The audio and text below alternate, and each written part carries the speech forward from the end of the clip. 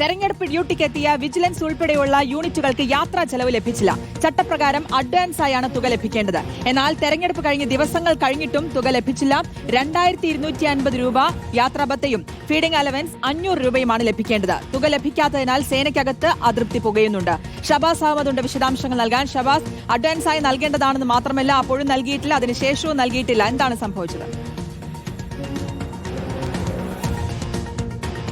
ശ്രുതി, തിരഞ്ഞെടുപ്പ് കഴിഞ്ഞിട്ട് 10 ദിവസത്തിലധികമായി. ഇനിയും ഈ തിരഞ്ഞെടുപ്പ് ഡ്യൂട്ടിക്ക് നിയോഗിക്കപ്പെട്ട ഈ വിജിലൻസ് അടക്കമുള്ള സ്പെഷ്യൽ യൂണിറ്റുകൾക്ക് ഈ യാത്രാ ഭത്ത നൽകിയിട്ടില്ല എന്ന പരാതിയാണ് ഇപ്പോൾ ഉയരുന്നത്.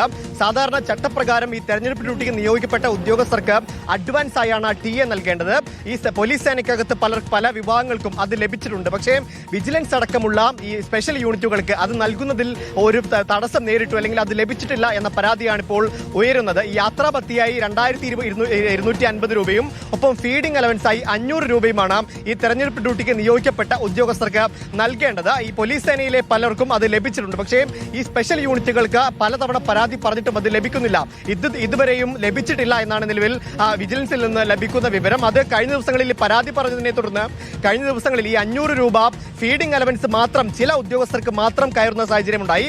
അപ്പോഴും ഈ തുക പൂർണ്ണമായും കൊടുത്തു തീർക്കാൻ ഈ കഴിയുന്നില്ല എന്നാണ് നിലവിൽ മനസ്സിലാകുന്നത്. ഈ ട്രഷറിയുമായി ബന്ധപ്പെട്ട കാര്യങ്ങൾ അന്വേഷിക്കുമ്പോൾ ട്രഷറിയിൽ പണമില്ല എന്ന മറുപടിയാണ് ലഭിക്കുന്നത് എന്നാണ് വിജിലൻസ് ഉദ്യോഗസ്ഥരിൽ നിന്ന് നമുക്ക് ലഭിക്കുന്ന വിവരം. പക്ഷേ തെരഞ്ഞെടുപ്പ് കഴിഞ്ഞ് ഇത്രയും ദിവസമായിട്ടും ആ തുക നൽകാനുള്ള നടപടി ഇതുവരെ ഈ ബന്ധപ്പെട്ടവർ സ്വീകരിച്ചിട്ടില്ല എന്നാണ് നിലവിൽ ലഭിക്കുന്ന വിവരം.